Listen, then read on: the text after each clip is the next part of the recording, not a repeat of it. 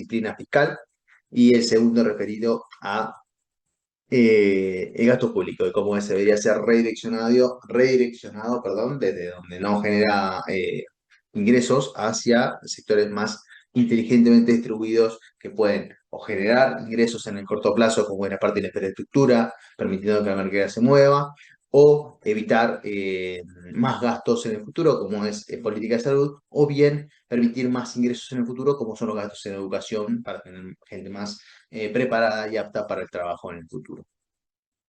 Y ahora, antes de que se corte la sesión, estamos en el tercero, respecto a la reforma tributaria y cómo había que agrandar la torta para que más gente aporte a una menor tasa, pero así todo tener más ingresos estatales. Vamos ahora a la cuarta de ellas, que era la liberalización financiera y supervisión del sistema financiero. Eh, Acá lo básico del concepto básico de este postulado es: vos, Estado, sí tenés que permitir que las tasas de interés sean determinadas por el mercado, que el mercado defina cuáles son las tasas óptimas para préstamos y toma de dinero. Pero, que fue lo que está justamente acá en la revisión en 1998, es decir, el Estado no tiene que obviar la parte de supervisar, de seguir supervisando esa liberalización. O sea, sí te dejo, mercado, que te manejes tus tasas en relación a la oferta y la demanda de dinero, pero el Estado tiene un rol clave, crucial, de control del sistema financiero. ¿Control en qué sentido? Vos tenés como Estado que generar o administrar políticas financieras para poder permitir que los individuos no queden fuera del mercado, solamente porque está en base a la oferta y la demanda. Vamos a un ejemplo. Yo soy una pyme de 10 personas que quiero un préstamo para invertir en una maquinaria que sale $1.000.000. Voy a un banco y le digo, bueno, yo inicié hace 6 meses y necesito $1.000.000. ¿El banco qué va a decir? Si es en relación a la oferta y la demanda, ¿qué me va a decir? Me va a decir, ah, buenísimo, Maximiliano, acá tenés tu $1.000.000 para que tu empresa crezca, que recién arrancás y tenés 10 personas. Mostrame la solvencia que tenés para ver qué te presto. Mostrame la solvencia que tenés, que te presto, o sí te presto, pero una tasa altísima por los riesgos que implica prestarte, pero a la vez porque nadie me obliga a prestarte. Entonces, ni tampoco tenés detrás una garantía que me permita estar seguro de que voy a cobrar lo que me estás pidiendo. Ahora, va una gran empresa y pide $10.000.000 y con los ojos cerrados le dan 15 o $20.000.000, porque es una gran empresa.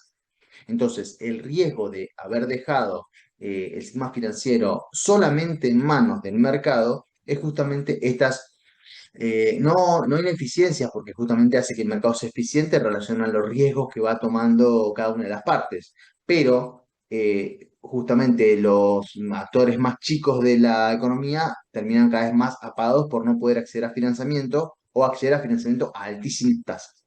¿Cuál es el rol del Estado en este punto? Bueno, básicamente de poder construir un sistema financiero que tenga una parte deliberada a quienes sí pueden empujar por tasas de interés, y por el otro lado ser o respaldo de quienes recién están iniciando por una política estratégica de decir, bueno, vos sos del sector energético, yo Estado te respaldo con una garantía para que te presten esa plata. Ni siquiera estamos hablando de una instancia en la cual obligo al banco a que te dé tasa de interés a determinado número, sino sí ser respaldo porque hay una política integral de fondo que va a permitir que tu emprendimiento progrese.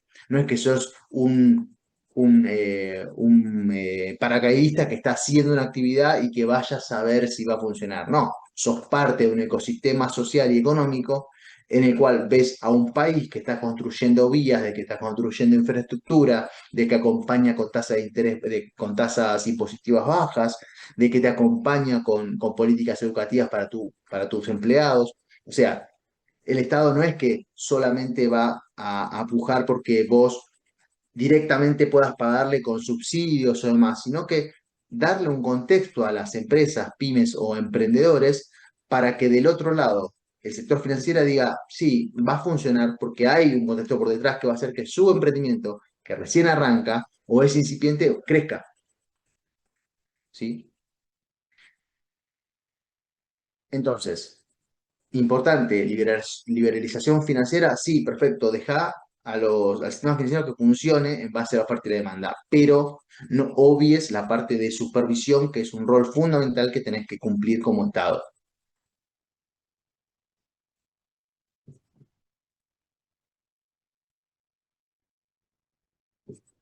Perfecto. ¿Se entendió el punto de liberalización financiera?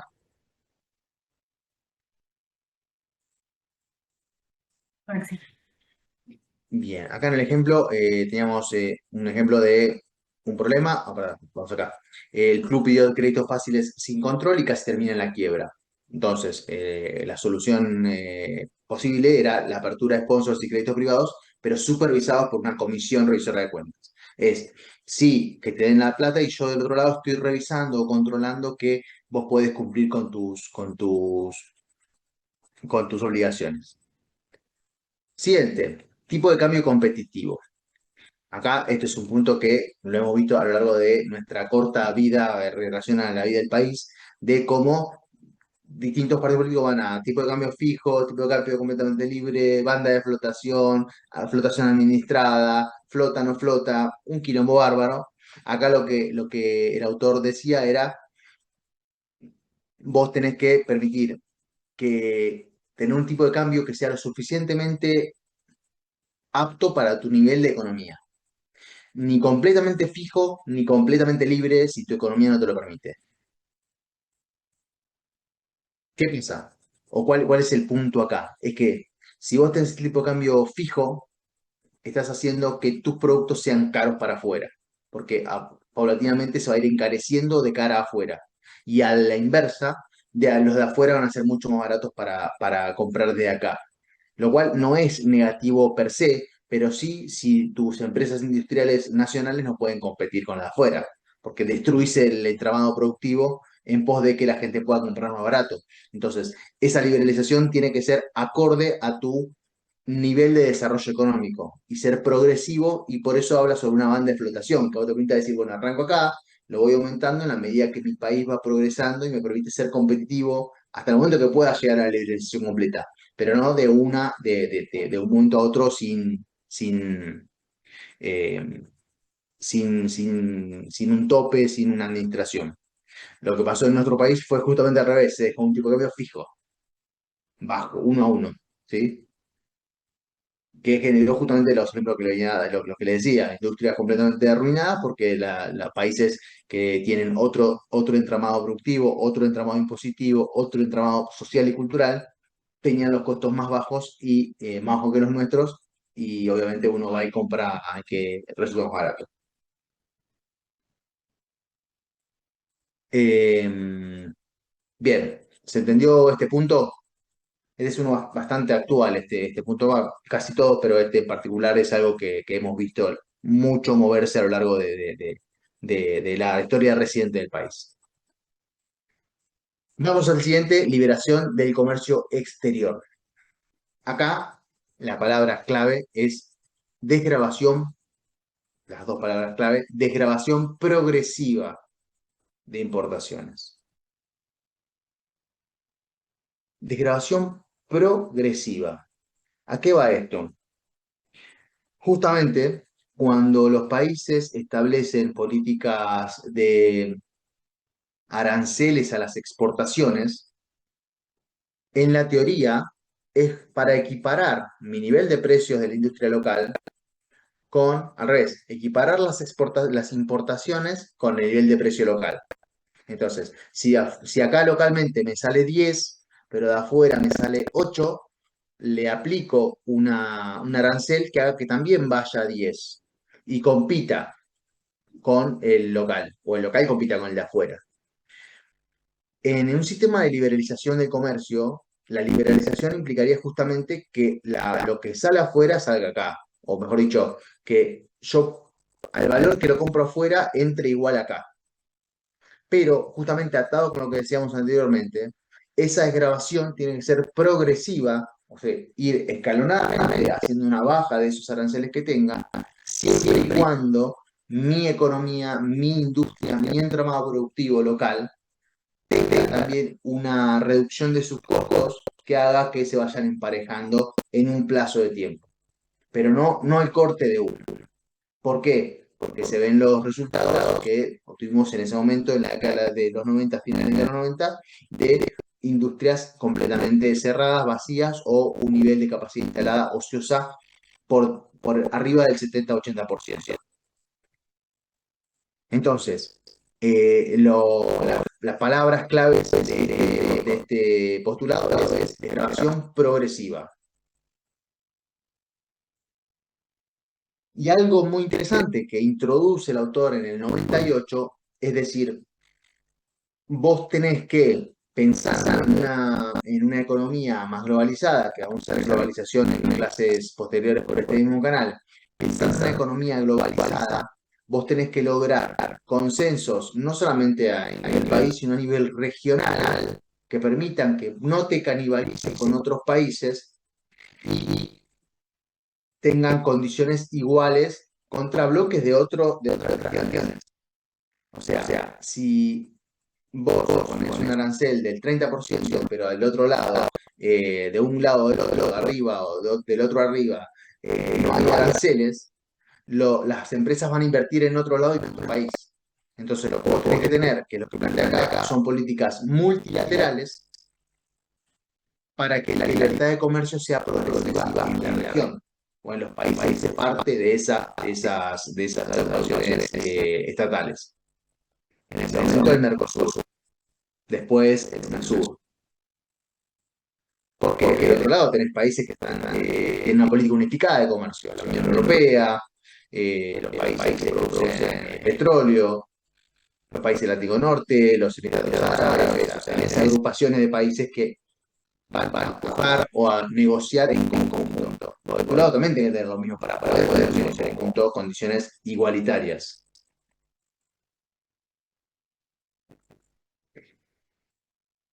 Bien, hasta acá, postulado 6, estamos óptimos. Postulado número 7, economía competitiva. Y acá hay un punto importante respecto a lo que es la privatización o la desregulación.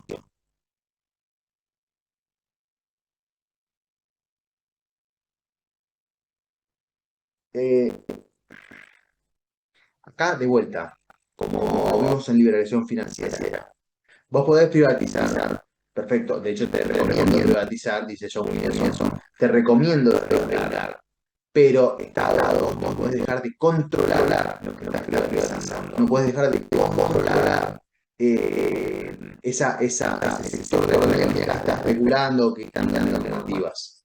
Vos no podés, como corolario de todos los postulados, hacer caso omiso de tu rol de controlador de la economía. No por control, sino por control porque hay una ciudadanía nueva que está dependiendo de cómo los sectores de la economía se muevan. Y como vimos, y de hecho hablamos sobre esto y lo veré en la pasada, es cómo dejar que los privados hagan sin mínimo control, destruyan fuertemente en un sistema ferroviario destrozado de 30 años de concesión. Eso no debería suceder. Vos tenés que privatizar para reducir el déficit porque son empresas o sectores del Estado que no te generan ingresos y te generan pérdidas, pero sin obviar parte de control y de regulación en el sentido estricto de la palabra, no solamente tampoco por regular, sino verificar que los servicios o los bienes que tienen que producir los ciudadanos se produzcan con las alternativas básicas que tengan un nivel de servicio acorde a lo que necesita la sociedad. Eh, Hasta ahí estamos. Postulado número 7. Bien. Postulado número 8, derecho de propiedad. Acá es interesante. Y acá es donde dice, o bueno, estoy mencionando, que sobre todo lo que es en la revisión, acá hay un concepto clave, habla de que en teoría el consenso no es neoliberal, duro, que todos hagan lo que quieran y el Estado se corre. Ya lo vimos con el tema de crear roles de control importantes, pero acá hay algo que agrega. A ver, partamos de la base química que era el derecho de propiedad.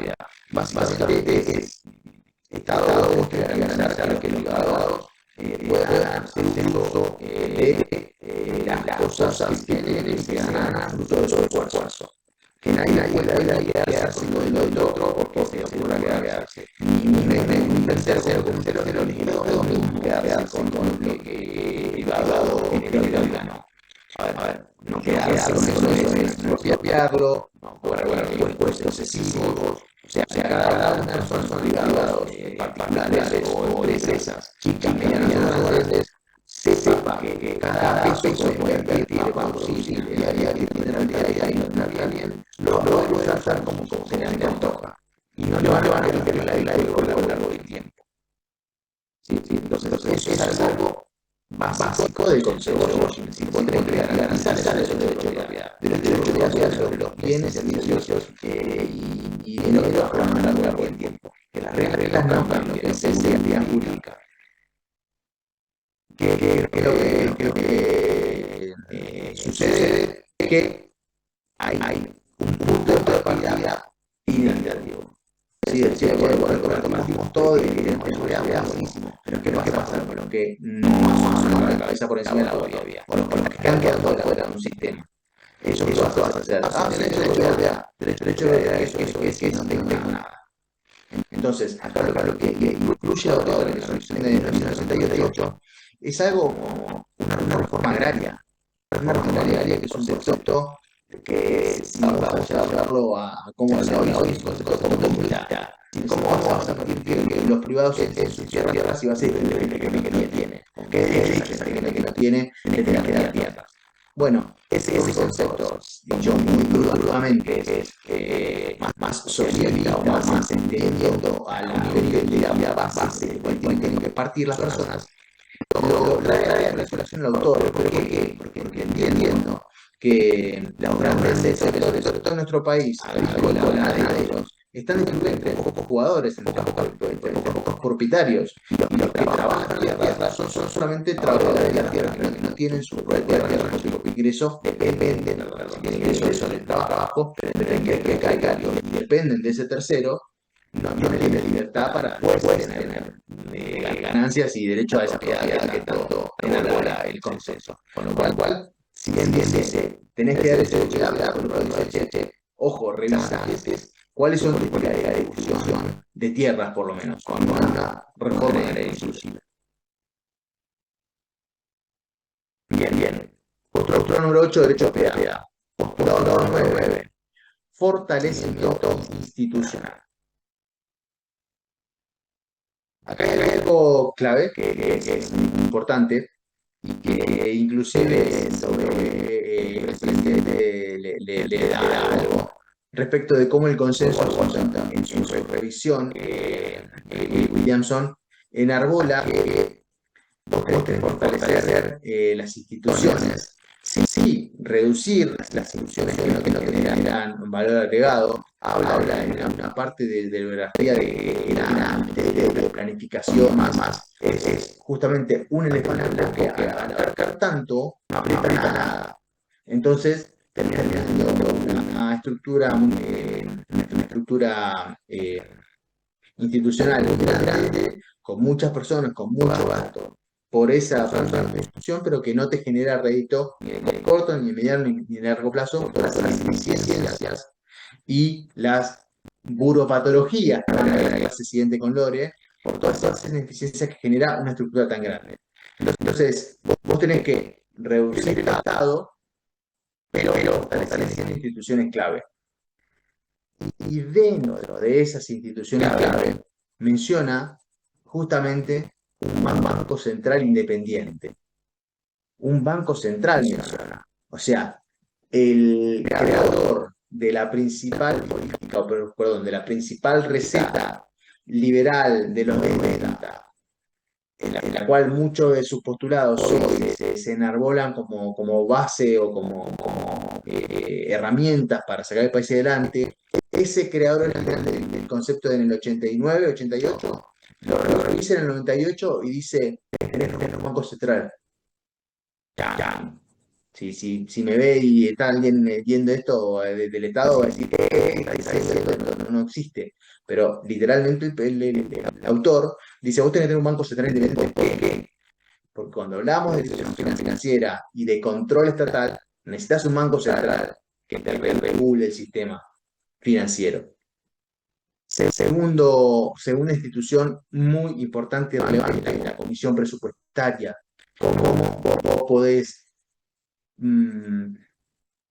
pensar que vas a tener déficit o superávit de un año a otro o en los siguientes con tu planificación? Si la comisión presupuestaria no tenés gente profesional, experta, haciendo números ciertos, certeros sobre cómo va a ir la economía o qué áreas querés que estén impulsadas del Estado. Entonces, vos tenés que tener una comisión presupuestaria que realmente trabaje con una comisión presupuestaria y genere los indicadores, números y presupuestos para adelante que te permitan asegurar que vas a tener superávit financiero o a lo sumo un déficit, como dijimos antes, de por hasta el 2% del PBI.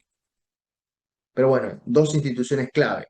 Y tercero, y muy importante, los tribunales de justicia. Tribunales de justicia, el poder judicial, que sea independiente, que no dependa del poder legislativo ni de ningún poder político que pueda existir en tu país y que justamente también te garantice estos derechos de propiedad porque trabaja sobre un sistema legislativo formal, real, atado a lo que la sociedad necesita. Entonces, tres instituciones clave que el Consenso de Washington, o por lo menos su revisión, menciona como importantísimos que el Estado enarbole. El Banco Central Independiente, la Comisión Presupuestaria y los tribunales de justicia también independientes. Estamos hasta ahí, noveno postulado del Consenso de Washington. Décimo y último. Y acá es un refuerzo que trae el autor respecto del segundo postulado del gasto público, entendiendo que era ultra importante y que no en todos los países se respetó esa distribución inteligente del gasto. Por eso lo separa y dice, como uno de los postulados, es invertir en mejor educación. Invertir en mejor educación. ¿Para qué? Porque si hoy no me genera dinero, ¿por qué si invertirlo no es un gasto? Porque cuando vos invertís algo es porque estás aportando fondos para que en el futuro te genere ingresos. Entonces, si la educación es vista como una inversión, pones todo el dinero que sea posible, o por lo menos un dinero importante dentro de educación, para que quienes están cursando los distintos estamentos del proceso educativo estén mejor preparados a lo largo del tiempo para tu nivel económico, desarrollo económico, tener la gente preparada para trabajar. Y eso es parte crucial de lo que es el desarrollo económico y el círculo virtuoso de la economía, porque cuanto gente más preparada tenés gente más apta para trabajo de mejor calidad. Y si tenés trabajo de mejor calidad es porque tenés empresas de mejor calidad. Y si tenés empresas de mejor calidad es porque tenés una economía que está más orientada a servicios de alto valor agregado, que en el último de los casos te representa más ingresos estatales porque tenés mucho más ingresos a nivel económico, a nivel global del PBI del país. Entonces, el autor lo que menciona en la revisión del consenso es, la educación es una inversión que te permite en el largo plazo crecer aún más. Si no, sin desmerecer a ninguna profesión, porque todo trabajo es digno, vos no deberías no deberías pretender que tu economía se base desde el principio de 1900 hasta la posteridad en solamente un sector agrícola ganadero con poca carga laboral en el sentido de superficie y nivel de ingresos representados con solamente peones de campo o solamente personas que producen para la primera parte del circuito de la economía y después eso exportes como siempre se dice, exportes la soja e importes el aceite. Mucho más caro. O sea, vos progresivamente tenés que hacer que toda tu economía parta de unas materias primas, pero después vayas industrializando y exportes mayor valor agregado. ¿Sí? Bien, entonces, tenemos los 10 jugadores del consenso de Washington. Disciplina fiscal, derecho de propiedad, fortalecimiento institucional, supervisión bancaria, está en los dos laterales, reforma tributaria y gasto público priorizado, la educación como número 10, economía competitiva, tal 4, 4, 2, 3, 2. Está bien. Economía competitiva, economía competitiva, comercio exterior y tipo de cambio competitivo. ¿Sí? Los 10 postulados del consenso de Washington. ¿Dudas, consultas, insultos? El 5 distribuye, dice Martín. Sí, claro. El gasto público priorizado y una reforma tributaria que haga de contención. La última le haría un cuadrito y la pegaría en el despacho del presidente, justo enfrente para que la vea todos los días, del Sí, ¿no? presidente de turno. Sí, aplica para todos, ¿no? Como que, che, esa es la base. Partamos de Claro, consensos. claro, es el primer escalón. Partamos de ahí para el resto. No Bueno, si hay importa algo que nos religión, falta, credo, mandato. Franco sí, la voy a subir a la presentación. Ahora mismo cuando cortemos la subo, así ya la pueden ver todos. Disculpe, la formación final presentó, tiene que ver con los 10 postulados que fue explicando, ¿no? Claro que sí, Lea. Sí, sí, sí, así es. Profe, estos Ah, no, no, postulados, no, son 10, pero el equipo son 11, por Sí, eso. repitió en los laterales, repitió jugadores, pero porque se quedó sin creatividad la IA. Ah, claro, ah, ya lo vi, están repetidos los laterales, ahí está, bien. ¿Cari o sí, Cari? estos 10 postulados son la base de la política que utiliza el FMI. Son Sí, la base de la política que recomendó el FMI en la década de los 90. en vías sí, de desarrollo. Exacto, exacto. Bien. O sea, con esta lógica, el país que utiliza estos 10 postulados que recomiendan, si siguen los pasos tal cual como recomiendan que se debe aplicar, estaría muy cerca de estar a la par con Estados Unidos.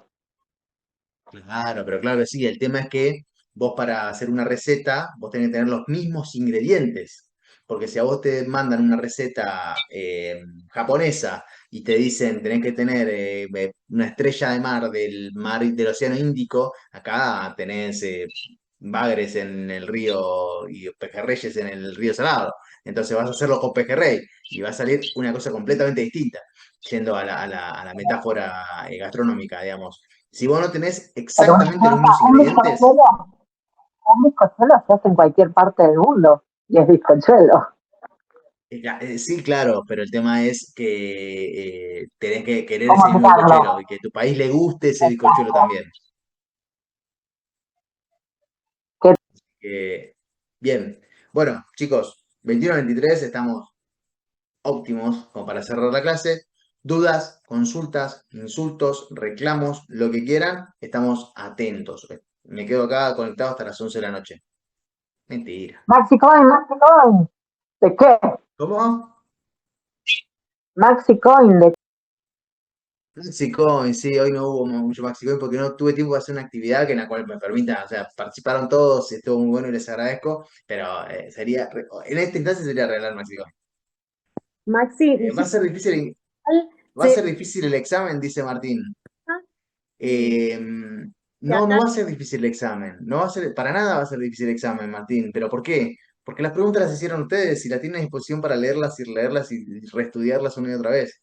O sea, gran parte, creo que no sé si fue igualmente pasado, el 80% de las preguntas fueron preguntas creadas por ustedes. Entonces, había spoiler, ya Ah, sabían cuáles eran quiere las decir, preguntas. si nuestras preguntas son mejor elaboradas y más creativas, es más probable que salgan al parcial. Por supuesto, siempre que las preguntas sean efectivamente preguntas que permitan a ustedes mostrar que saben del concepto, ahora si ponen de qué color era el caballo blanco de San Martín, blanco, azul o era un burro, es una pregunta muy pava y cosas obvias, obviamente tampoco vamos a preguntar. pero en la medida que las preguntas estén bien elaboradas, de que tengan un sentido y que estén buenas, ustedes las tienen ahí, ¿sí? Así que bueno, nada, obviamente tardamos, digo, no voy a meter a las chicas, tardé yo en disponibilizar la herramienta para ustedes. No hubo mucho tiempo para que revisen tanto. Tenemos este fin de semana y lo que de lunes al jueves de la semana que viene para que ustedes puedan ir revisando las preguntas que hicieron cada uno. Pero bueno, nada, estamos todos tratando de hacer lo mejor posible y así todo van a estar ahí, a las preguntas que escriban, van a estar ahí en el Word hasta el último segundo para que ustedes las puedan repasar.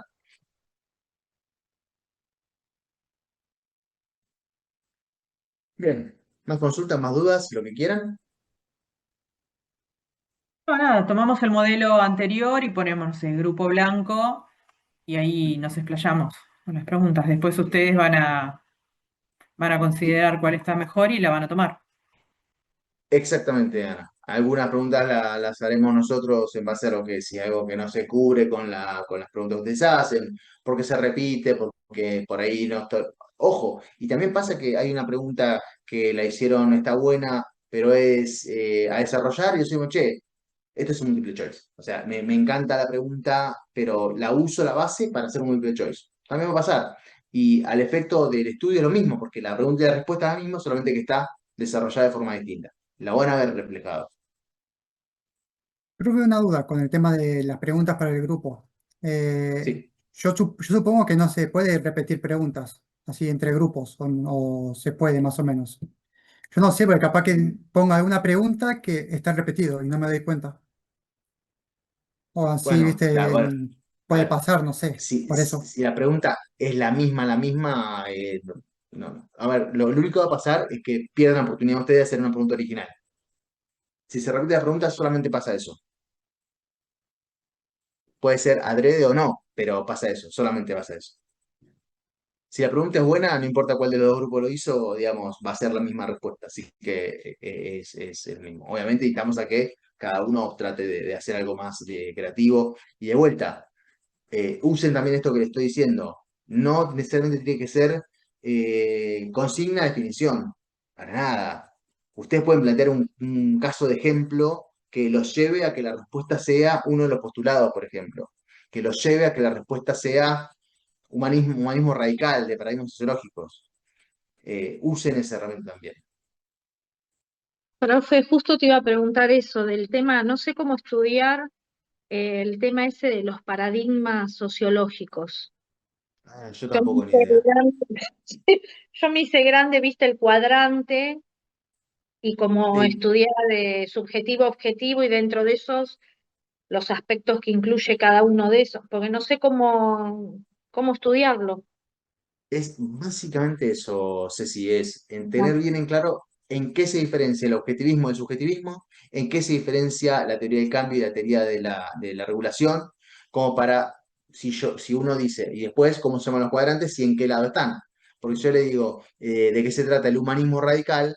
Lo único que ustedes tienen que tener, lo único, bueno, lo digo fácil, pero obviamente no es para nada fácil, menos una instancia de examen, por los nervios y lo que sea, es, si yo digo humanismo radical, con que ustedes sepan cuál es el humanismo, el cambio radical y de qué se trata el subjetivismo, combinando los dos características, están teniendo justamente ese cuadrante. O sea, es estudiar los polos y los nombres de los de internos y en qué ubicación están para poder identificar cuáles son las características de esos cuadrantes. ¿Sí? bárbaro, profe. Ujú. Buenísimo. Me consulta más dudas, lo que quieran. El lunes una clase corta sobre uropatologías con Lore. Tema muy interesante, muy importante. Eh, y hay un breve espacio para preguntas y respuestas. El lunes, yo el lunes no puedo estar, no puedo ser parte de la clase, con lo cual, si tienen preguntas o dudas y las quieren y pueden hacer ahora, buenísimo. Si no, a lo largo de acá al parcial, mi mail de la facultad está a disposición, mismo el chat que está en el campus, me pregunta por ahí y con gusto voy a hacer todo lo posible por responder lo antes posible. Gracias, Maxi. Perfecto, bueno, muchas gracias. Gracias, Maxi. Buenas Bueno, noches a todos. bueno, chicos, buenísimo. Igualmente. Muchas gracias. Gracias por participar, gracias por la paciencia porque tuvimos que arrancar tarde. Les agradezco realmente. Así que nos estamos viendo y éxitos. Buen fin de semana. Gracias, profe. Dale, muchas gracias. Hasta luego. Chao, Lean. Chao, Chao. chicos. Nos vemos. Chau, chau. Hasta luego. No, profe.